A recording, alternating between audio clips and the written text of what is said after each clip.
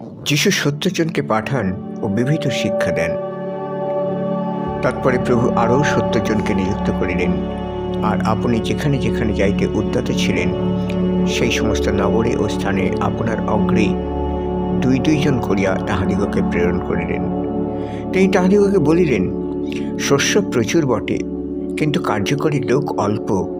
অতএব শস্যক্ষেত্রে স্বামীর নিকটে প্রার্থনা করো, যেন তিনি নিজ শস্যক্ষেত্রে কার্যকারী লোক পাঠাইয়া দেন। তোমরা যাও, দেখো, কেন্দুয়াদের মধ্যে যেমন মেষ শাবক, তদ্রূপ তোমাদিগকে প্রেরণ করিতেছি। তোমরা থলি কি ঝুলি কি পাদুকা সঙ্গে লইয়া যাইও না, এবং পথের মধ্যে কাহাকেও মঙ্গলবাদ করিও না। আর যে কোনো বাটিতে প্রবেশ করিবে, প্রথমে বলিও, এই গৃহে শান্তি বর্তুক। আর তথায় যদি শান্তির সন্তান থাকে, তবে তোমাদের শান্তি তাহার উপরে অবস্থিতি করিবে, নতুবা তোমাদের প্রতি ফিরিয়া আসিবে। আর সেই বাটিতেই থাকিও, এবং তাহারা যাহা দেয় তাহাই ভোজন পান করিও, কেননা কার্যকারী লোক আপন বেতনের যোগ্য। এক বাটি হইতে অন্য বাটিতে যাইও না। আর তোমরা যে কোনো নগরে প্রবেশ করো, লোকেরা যদি তোমাদিগকে গ্রহণ করে, তবে যাহা তোমাদের সম্মুখে রাখা হইবে তাহাই ভোজন করিও। আর সেখানকার পীড়িতদিগকে সুস্থ করিও, এবং তাহাদিগকে বলিও, ঈশ্বরের রাজ্য তোমাদের সন্নিকট হইল। কিন্তু তোমরা যে কোনো নগরে প্রবেশ করো, লোকেরা যদি তোমাদিগকে গ্রহণ না করে, তবে বাহির হইয়া সেই নগরের পথে পথে গিয়া এই কথা বলিও, তোমাদের নগরের যে ধুলা আমাদের পায়ে লাগিয়াছে, তাহাও তোমাদের বিরুদ্ধে ছাড়িয়া দিই। তথাপি ইহা জানিও যে ঈশ্বরের রাজ্য সন্নিকট হইল।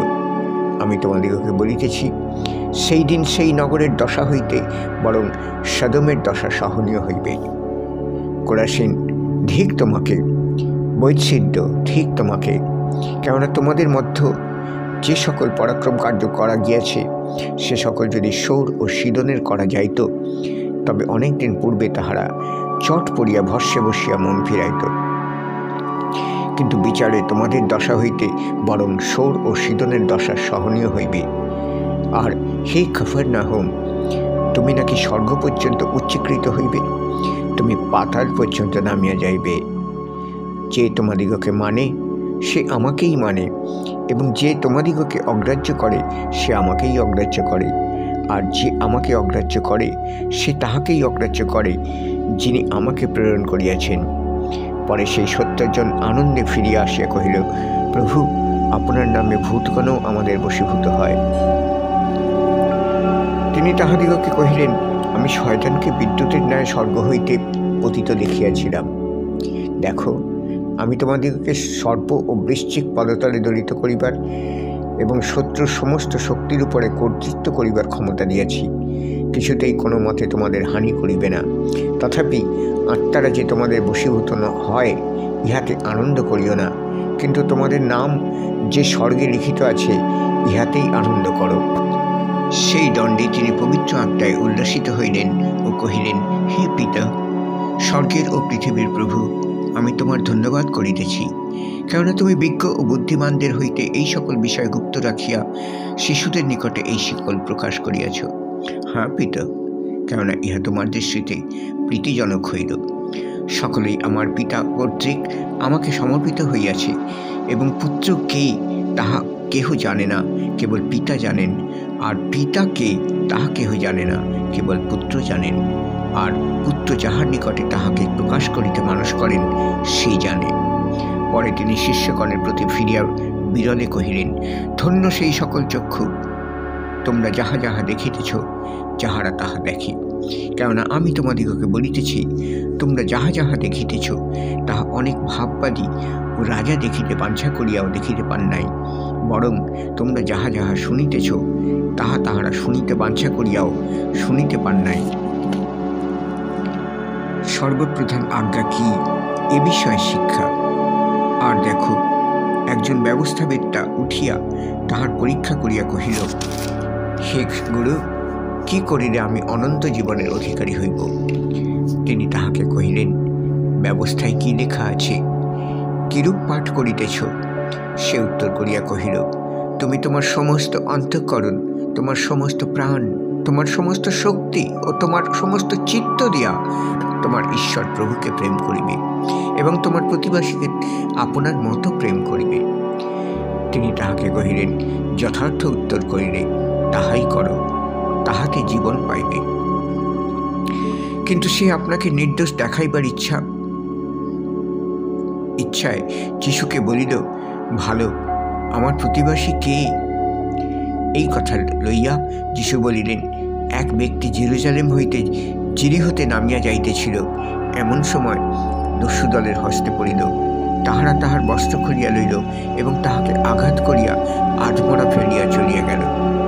ঘটনাক্রমে একজন যাজক সেই পথ দিয়া নামিয়া যাইতেছিল, সে তাহাকে দেখিয়া এক পার্শ্ব দিয়া চলিয়া গেল।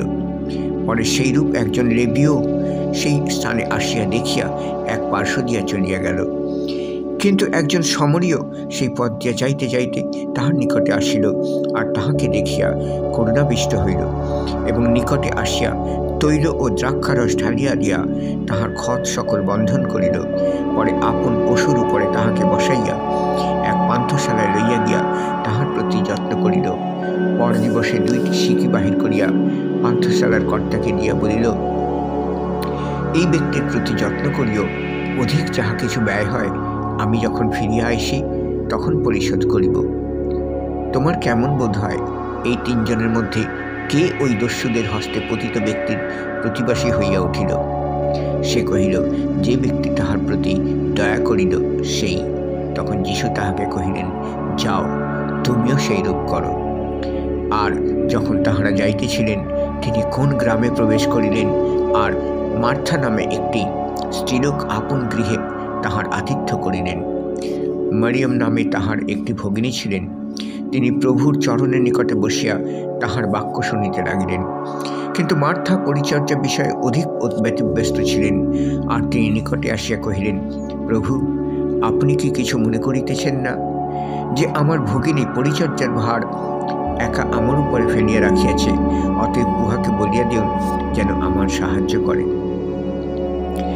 কিন্তু প্রভু উত্তর করিয়া তাহাকে কহিলেন, মার্থা, মার্থা, তুমি অনেক বিষয়ে চিন্তিত ও উদ্বিগ্ন আছো, কিন্তু অল্প কয়েকটি বিষয়, বরং একটি মাত্র বিষয় আবশ্যক। বাস্তবিক মারিয়াম সেই উত্তম অংশটি মনোনীত করিয়াছে, যাহা তাহার নিকট হইতে লওয়া যাইবে না।